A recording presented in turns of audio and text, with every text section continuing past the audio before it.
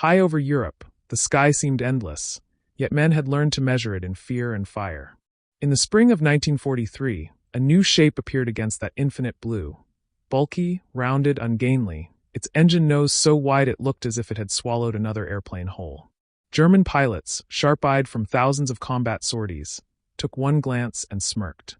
This machine, they declared, was no Predator. It was a blunder, a cow in the sky, a machine doomed to be plucked apart by sleek Messerschmitts and Focke-Wulfs. They laughed. And in those early days, even some Americans laughed too. To the men who first strapped themselves into the cockpit, the aircraft felt heavy, stubborn, reluctant. The controls resisted sudden moves, the climb rate seemed almost insulting, and the fuel gauge sank far too quickly. At dispersal huts and briefing tents, young pilots whispered their doubts. How could this overweight brute keep pace with nimble enemies? They had grown up on stories of Spitfires spinning like dancers, Mustangs streaking with elegance, Lightnings with twin tails slicing the sky. The Thunderbolt, as it was named, felt like an afterthought. But war rarely waits for perfection. Orders came, and men climbed aboard, some muttering prayers, some muttering curses, and took the beast across the channel. One of them, Lieutenant John Godfrey, wrote that the cockpit wrapped around me like a bunker, thick steel plates at my back, as if the designers had assumed I would be shot at constantly. It wasn't a comforting thought. The view ahead was dominated by that radial engine, a throbbing monster that shook the whole frame. Yet once he shoved the throttle forward, there was something undeniable, a deep, growling strength that pushed the Jug, as it was already being called, into the sky with a stubborn persistence. No grace, no ease, but a steady climb that felt less like flying and more like wrestling gravity into reluctant submission. Across enemy lines, a different story unfolded. German pilots, lounging between missions, studied the reports. Ein fliegender Bierfass, one ace joked, a flying beer barrel. Others described it as an elephant trying to dance. The Luftwaffe was still confident then, still proud of its veterans who had cut their teeth in Spain, Poland, France, and the Soviet Union. To them, this new opponent looked like a gift. A fat target, an American mistake. When they first dove on it, they expected easy kills. But in war, expectations often curdle into bitter surprise. The first encounters were messy, uncertain. The Jug did not turn well. It could not twist inside a 109 or roll away from an FW-190 with elegance. Pilots cursed its sluggish responses, feeling outclassed in the deadly waltz of aerial combat. Yet more than once, a German burst that should have ended a Thunderbolt's flight merely scarred its thick hide. Oil sprayed, panels rattled, but the Jug refused to fall. Pilots brought them home with wings tattered, fuselages punctured, engines coughing smoke, and still they landed on English fields, greeted by ground crews who shook their heads in disbelief. Stories spread like wildfire. A Jug that came back with half its rudder gone. Another that returned with an entire cylinder missing, its pilot pale and shaking but alive. Slowly, the men realized they were not flying a dancer but a brawler, a prizefighter built to take punishment and keep throwing punches. One captain summed it up grimly. "She's no lady, but she'll get you home." The central conflict sharpened. For the Americans, survival meant mastering a machine they didn't quite trust. For the Germans, arrogance meant underestimating a machine they didn't yet fear. Between them stretched the contested skies of Europe, where silver bombers traced contrails like white scars, and death could arrive in seconds from above or behind. The Jug had entered the war with laughter trailing in its wake, but it was about to answer with thunder. Cinematically, it played out in the echoes of engines. The Luftwaffe dove with grace, their machines shrieking down from the sun, wings taut, noses sharp. The Thunderbolts, slower to respond, seemed clumsy at first, lumbering like oxen. Yet when they dove, their weight transformed from weakness to weapon. Hurtling earthward at speeds that made the air scream, they reached velocities the Germans dared not match. The fat Jug, in that moment, became unstoppable, a falling anvil with guns that spat rivers of fire. 8.50 caliber machine guns, for in each wing, unleashed a storm so dense it seemed less like bullets and more like a solid wall of lead. Pilots spoke of the vibration, the savage hammering that shook the airframe as tracers streaked outward in glowing arcs.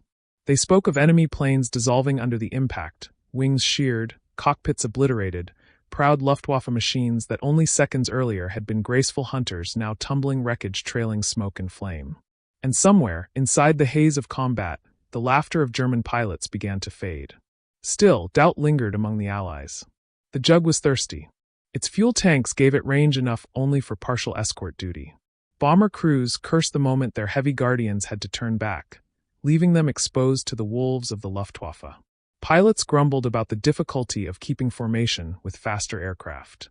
And yet, mission after mission, they brought their Jugs home in one piece, even when riddled with holes. This paradox began to reshape perception. Perhaps the Jug's ungainliness was not a flaw, but a strange kind of strength. On the ground, infantrymen and villagers alike learned to recognize its silhouette, stubby, broad, unmistakable. They looked up and saw a guardian, a storm cloud that meant destruction for some and salvation for others. For the Germans below, the sight became a prelude to terror. For Allied soldiers advancing through occupied Europe, it was reassurance that someone somewhere above was carrying a Thunderbolt in their name. The emotional arc of this first chapter belongs to the pilots themselves. Young men, skeptical and afraid, who strapped into a machine mocked by friend and foe alike, and found within its steel frame a resilience they did not expect.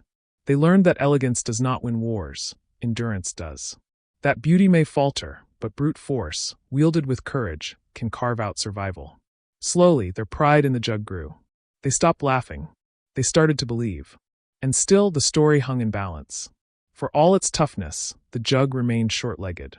For all its firepower, it was heavy. For every German pilot shocked by its fury, there were still bombers lost, still doubts whispered, still a shadow of inadequacy compared to the legends of the Spitfire or the promise of the Mustang. Yet the laughter of 1943 was gone. In its place lingered something else, a sense that this ungainly machine had more to give, more to prove, more thunder yet to loose. What had begun as a joke in the sky was slowly becoming a legend, one sortie at a time, one scarred but living pilot after another. And deep in the German heartland, where railways waited, where convoys rolled, and where armies depended on steel and motion, the Jug's true purpose was about to be revealed, louder, heavier, and deadlier than anyone had yet imagined. The Thunderbolt's body was not sculpted by artists but hammered into form by necessity, its very bulk a contradiction to the ideals of grace that had long defined air combat. To step close to it on a windswept English airfield was to confront a machine that seemed less crafted for the sky than dragged into it by sheer force. Its fuselage was fat and unyielding, its wings thick, its radial engine looming like the iron heart of a factory furnace. Yet beneath that ungainly skin pulsed something extraordinary. The Pratt & Whitney R-2800 Double Wasp, 18 cylinders roaring in defiance of fragility, its power as raw and elemental as thunder rolling across a darkened plain. Pilots who pressed the starter switch described a shuddering growl, a vibration that coursed through their bones. It did not purr or sing like the Merlin engines of British Spitfires. It roared, coughed, and snarled, a beast barely restrained. But when the throttle was pushed forward, the Jug surged as if determined to disprove every insult hurled at its size. The turbo-supercharger, a labyrinth of pipes and turbines tucked behind the cockpit, fed the engine with the hunger of a storm. At 30,000 feet, where oxygen starved most machines, the Jug still drew deep, its lungs unyielding, its growl undiminished. Lieutenant Robert Johnson, a boy from Oklahoma with a nervous smile, had his doubts the first time he strapped into one. He had heard the whispers, too heavy, too slow, a mistake in aluminum. But over France, when German tracers tore into his aircraft and fire licked across his wings, he discovered the Jug's secret. His canopy was peppered with shrapnel, his fuselage riddled with holes, his engine coughing smoke. He expected death, yet the Jug kept flying. It limped, it shuddered, but it bore him home. Johnson landed, white-knuckled and trembling, in a machine that looked more sieve than aircraft. Mechanics counted over 200 bullet holes. He would later say the Jug saved his life, and in that battered shell his skepticism burned away. The truth of the Jug lay not in elegance but in endurance. German fighters were predators, sharp, fast, refined. The Thunderbolt was a fortress with wings, built to withstand punishment that should have torn it from the sky. Its cockpit armor wrapped around its pilot like a medieval breastplate, heavy glass shielding his eyes, thick plating guarding his back. When Messerschmitts or Focke-Wulfs fired bursts intended to rip men apart, the Jug often absorbed the blows and kept going. The Luftwaffe had mocked its size, but size became survival, and survival meant another day to fight. Yet toughness alone could not end the war. The conflict that haunted Allied airmen was not only the Luftwaffe's sharp claws, but the vast distances over hostile territory. Bomber crews flew into Germany with targets far beyond the Jug's reach, and when their escorts turned for home, the wolves descended. Pilots of the Thunderbolt cursed the tyranny of their fuel gauges, forced to abandon formations still deep in enemy skies. Every mission brought a gnawing frustration: to be powerful yet shackled, courageous yet constrained. The central conflict grew. What good was a juggernaut that could not always be where it was needed most?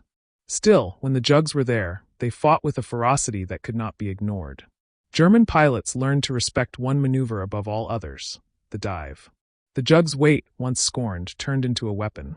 From altitude it plummeted like a hammer dropped from heaven, its speed surpassing 500 miles per hour, the controls stiff and quivering with the violence of descent. Enemy fighters that dared follow often found their wings buckling, their frames tearing under forces they could not endure. The Jug did not evade, it descended with wrath, and then it fired. 8.50 caliber M2 Browning machine guns blazed, for in each wing, a thunderstorm of firepower unmatched by any fighter of its day. Each trigger squeeze hurled a curtain of lead, tracers glowing like sparks from a forge. Pilots spoke of it with awe. The sky itself seemed to split open, bullets ripping through metal, shredding wings, silencing engines. It was not a scalpel but a broadsword, each burst capable of dismembering an enemy in seconds. A 2-second pull on the trigger could unleash more destruction than a German ace might endure in a month of duels. Major Walker Mahurin remembered his first kill. The burst lasted a heartbeat. Then his aircraft came apart, wings folding back like paper. It didn't seem real that so many guns could bring so sudden an end.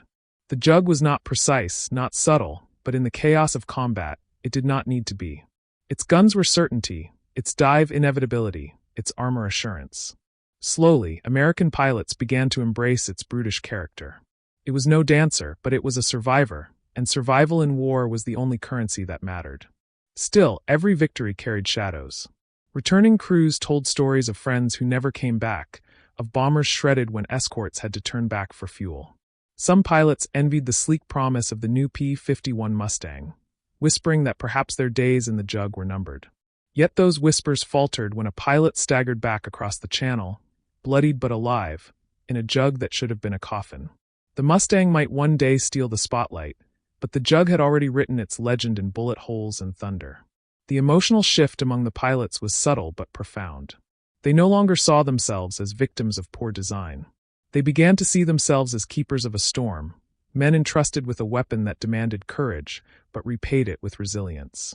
The Jug was not graceful, but it was honest. It promised no easy victory, yet it offered something rarer: the chance to come home when everything else had failed. On German airfields, the laughter that once greeted the Jug's silhouette grew strained. Pilots who had mocked its girth now muttered of its dives, its firepower, its uncanny ability to absorb punishment. A few even admitted grudging admiration. The thunder was spreading, and with it a realization: this was no mistake. This was a juggernaut. Yet even as the Jug's reputation grew, a deeper trial awaited. Its bulk and firepower were not only suited to duels in the sky. They whispered of another destiny, one that would drag the Jug down from the high clouds to the low fields, where steel tracks rolled and soldiers marched. There, its thunder would not only defend bombers or humble enemy fighters. There, it would reshape the very ground of the war. Dawn broke soft over the hedgerows of Normandy, mist clinging to the earth as if the fields wished to hide themselves from what was coming. Villagers rose to the sound of church bells and distant artillery, the war now rumbling at their very doorstep. And then came another sound, low at first, swelling into a rolling growl that seemed to fill the horizon: the sound of Jugs. The Thunderbolts arrived not with grace but with menace, their broad wings casting shadows like storm clouds, their engines thundering with the promise of destruction. To those on the ground, the sight was unforgettable. Not birds of prey wheeling elegantly, but heavy beasts intent on smashing anything beneath them.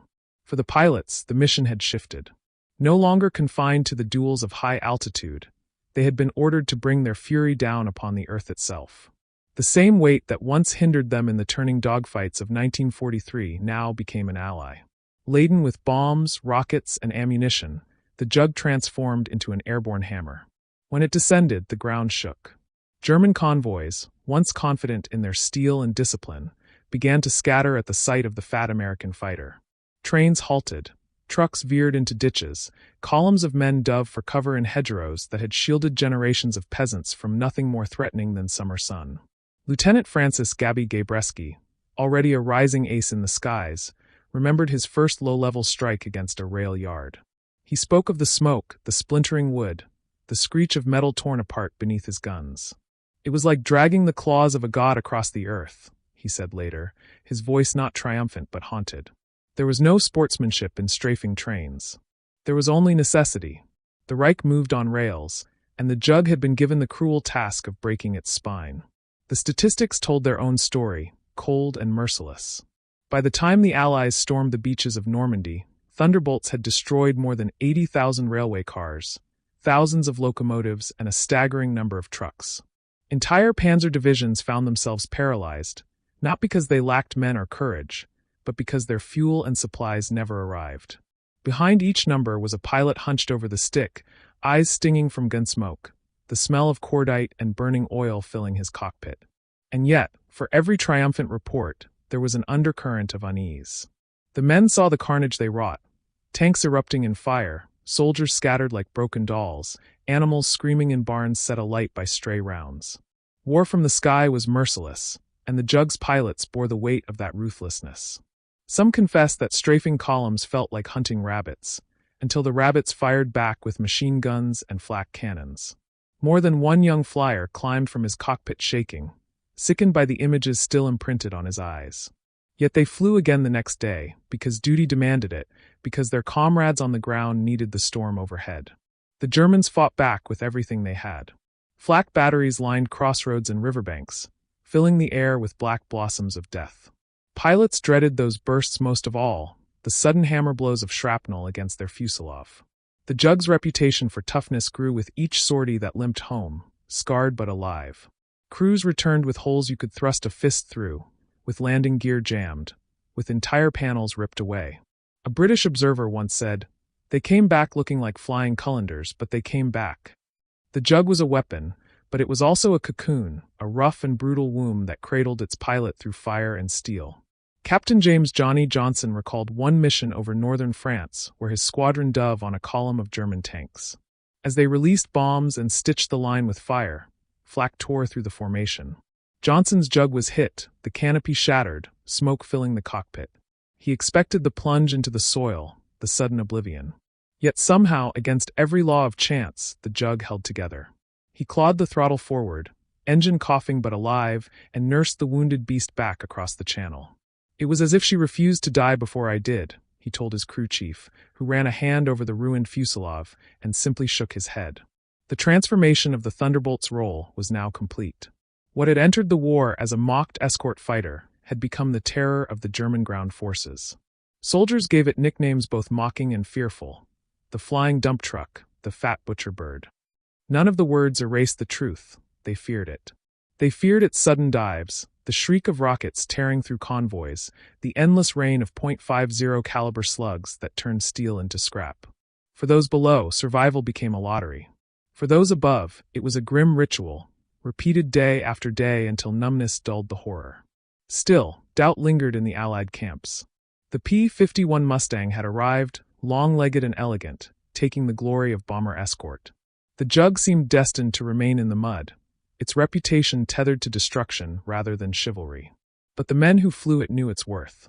They knew that without the Jug, tanks would reach the front, trains would deliver reinforcements, fuel would flow to the panzers waiting in ambush. Each pilot who climbed into the fat cockpit carried the knowledge that his clumsy machine was crippling an empire. The emotional arc deepened with each mission. Pilots no longer laughed at their mounts, nor envied the glamour of other aircraft. They saw the Jug for what it was. Not a thing of beauty, but a thing of power, a brute forged for an ugly war. They accepted its roughness, its scars, its graceless bulk. They learned to love it, not as one loves a thoroughbred, but as one loves a loyal, battered horse that carries you through fire. The Jug became theirs, and they became its. For the Reich, the impact was devastating. Logistics, the hidden arteries of war, withered under constant assault. Trains no longer arrived on time, bridges vanished in fire, roads clogged with wreckage. The thunder in the sky was more than noise. It was the slow strangulation of a war machine that had once seemed unstoppable. And yet, even as the Jug's dominance over the earth grew clear, shadows of rivalry stirred. The Mustang, sleek and celebrated, soared higher in headlines and public imagination. The Thunderbolt, sweating in the mud and smoke, remained a workhorse. Pilots wondered how long their storm cloud would be needed, how long before the spotlight passed entirely to the new darling of the skies. But the war was not yet won, and the Reich not yet broken. The Jug still had thunder to release, and its final proving ground was not in the skies above, nor in the convoys below, but in the clash of machines and legends that would define the war's very end. By late 1944, the skies over Europe had a new darling. Sleek, elegant, and long-legged, the P-51 Mustang seemed to embody everything the Thunderbolt was not. Newspapers splashed its image across front pages, photographs of silver wings gleaming against the sun, the fighter that could escort bombers from England to Berlin and back without flinching. To the public, the Mustang was the knight in shining armor, the perfect blend of beauty and lethality. In its wake, the Jug looked like a brawler in mud-stained boots standing beside a ballroom dancer. Yet war does not choose its heroes based on elegance, and the men who flew the Jug knew that while the spotlight favored the Mustang, the fight was not won by glamour alone. Pilots who had flown both machines often admitted a secret preference. The Mustang was thrilling, nimble, and fast but fragile. One burst of flak in its liquid-cooled engine could spell doom. The Thunderbolt, by contrast, was stubborn. It tolerated abuse, shrugged off damage, and brought men home when logic said they should have been corpses. Major Robert Johnson, who survived one of the war's most harrowing encounters, confessed he never trusted any plane the way he trusted his Jug. "She was ugly," he said, "but she carried me through hell." These words were not romance, they were survival's testimony. Still, the comparison became a quiet conflict among squadrons. In mess halls and hangars, jokes flew. Mustang pilots teased their comrades about lugging flying milk jugs, while Jug pilots countered that at least they lived long enough to drink the milk. Beneath the banter, pride simmered. Each side believed in its machine, but Thunderbolt men knew their work was different. They did not win headlines for soaring over bomber streams, but they earned silent gratitude from infantrymen who looked up from muddy trenches and saw Jugs sweeping down to tear apart German armor. That distinction grew sharper after D-Day. The Allies pushed inland, and the German war machine struggled to move under constant attack. The Jug became a beast of burden and destruction, fitted with bombs and rockets, its wings bristling with death. Pilots dove into valleys, skimmed over hedgerows, and turned columns of panzers into burning graveyards. The Mustang could guard the skies, but it was the Thunderbolt that blotted supply lines from maps, that shattered bridges, that silenced convoys before they ever reached the front. One pilot, Colonel David Schilling, captured the essence of the divide. "The Mustang freed the bombers," he wrote, "but the Jug starved the enemy." It was not as poetic, not as glamorous, but it was war's truth. The Reich could replace planes. It could not fight long without fuel, food, and steel. Every train derailed, every truck burned, every panzer immobilized was a quiet victory that never made the headlines but bled the enemy white. Yet this role carried a heavy cost. Flying low, Jugs faced relentless flak and small arms fire. The sky was thick with black bursts, each one a clawed hand reaching for their wings. Pilots learned to hate the rhythm of their own engines, the way its drone gave away their approach long before the first shots were fired. More than once, a squadron returned home with empty chairs at dinner, men who had plunged into forests or fields, their Thunderbolts swallowed by smoke and silence. The Mustang basked in glory, while the Jug bore the mud and blood of the war's grind. The emotional arc for the pilots was complex. They envied the Mustang's reputation, yet grew fiercely protective of their Jug. It was not a machine that asked for admiration, but one that demanded loyalty. To fly it was to accept that your victories would not be sung in headlines, but whispered in gratitude by the soldiers whose lives you had saved on the ground. That bond was heavier than applause. It was built on survival, forged in trust, and paid for in scars. The Germans, too, felt the distinction. They learned to dread the Mustang's presence in the high blue, where aces who once hunted bombers now faced their own predators. But it was the Jug they feared on the march.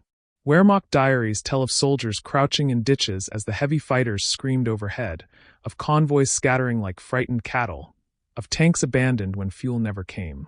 The Jug was not a duelist to them, it was a scourge. A storm that made movement perilous and progress impossible. By the winter of 1944, the two aircraft had carved their roles into legend. The Mustang ruled the skies with elegance, the Jug ruled the earth with thunder. Together, they strangled the Reich from above and below, partners in a dance that was anything but graceful but utterly effective. The shadow of the Mustang's fame did not erase the Jug's roar. It deepened it, gave it context, set it apart as the unsung brute who labored while others took bows. In private, many Jug pilots admitted frustration at the imbalance of recognition. Letters home often mentioned the Mustang's headlines, the way families back in Kansas or Ohio spoke of the P-51 as the war winner. Yet these same pilots also wrote with quiet pride about their missions, about the tank columns broken in the Ardennes, about the fuel dumps exploding in Belgium, about the bridges destroyed before German reinforcements could cross. They carried a conviction that history, though slow to notice, would one day remember what they had done.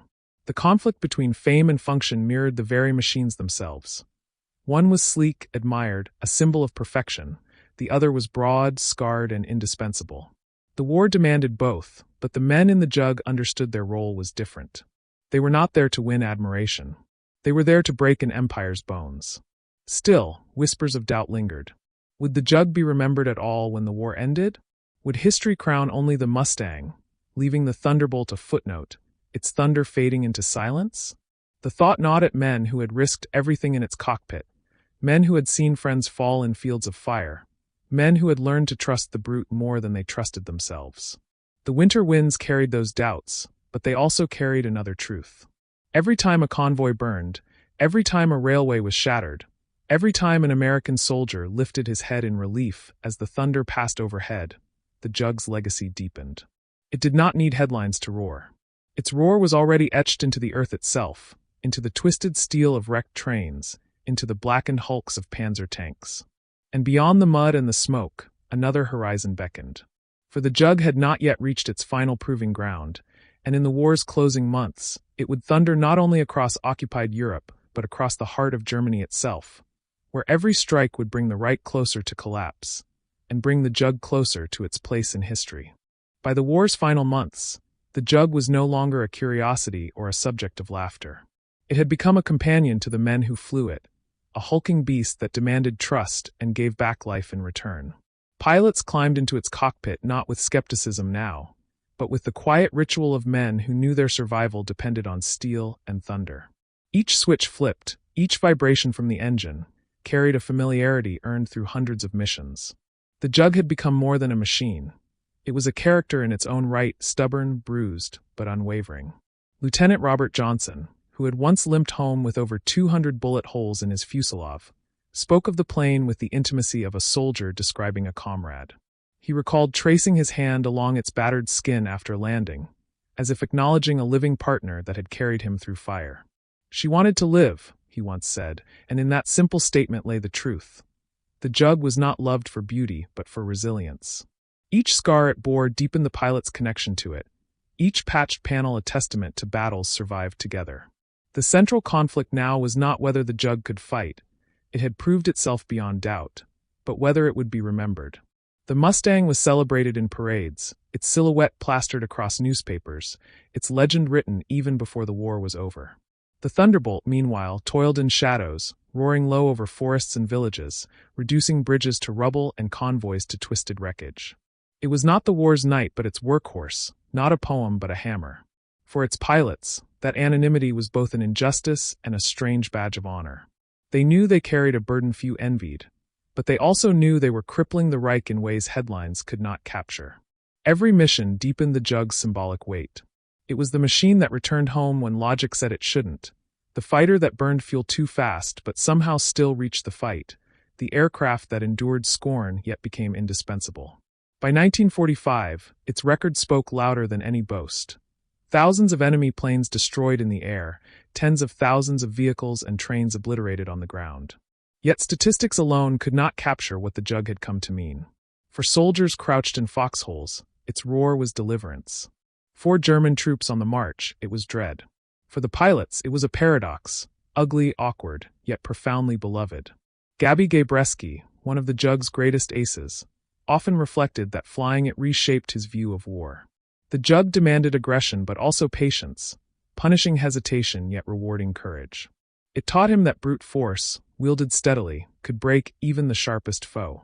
He believed that the jug mirrored the American soldier himself.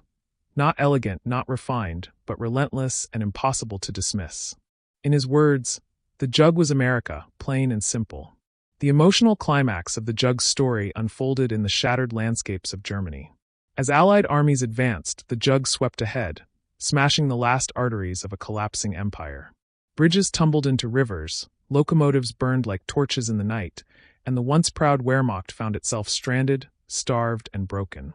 The jug became a storm not only of firepower, but of inevitability. Its thunder was the sound of collapse, the rolling echo of a war nearing its end. For the pilots, each mission was now shadowed by a strange duality, pride in their machine and uncertainty about its future. They knew peace would not celebrate the brute in the same way it had celebrated the dancer. Yet as they taxied their battered jugs back to dispersal fields, they felt no shame. They knew that history was often slow to honor the unglamorous, but the truth was written into the wreckage across Europe. The jug had been underestimated, mocked, even resented. Yet it endured, and in enduring, it had become symbol. That symbol was not of beauty, nor of speed, nor of fame. It was of survival. Of men who climbed into cockpits with long odds and came back alive. Of soldiers on the ground who heard its thunder and found courage. Of a machine that turned laughter into silence, then silence into awe. In the end, the jug's story was the story of resilience itself, ungainly, uncelebrated, but essential. When the guns finally fell silent in 1945 and Europe lay in ruins, the jug remained. Not sleek, not celebrated, but unforgettable. And in the rolling thunder of its engines, fading into history's horizon, there lingered a truth greater than statistics or fame. The jug was proof that sometimes the war is not won by the beautiful, but by the indestructible. Which city are you watching our video from? For more powerful stories from World War II, don't forget to subscribe to our channel. Thank you.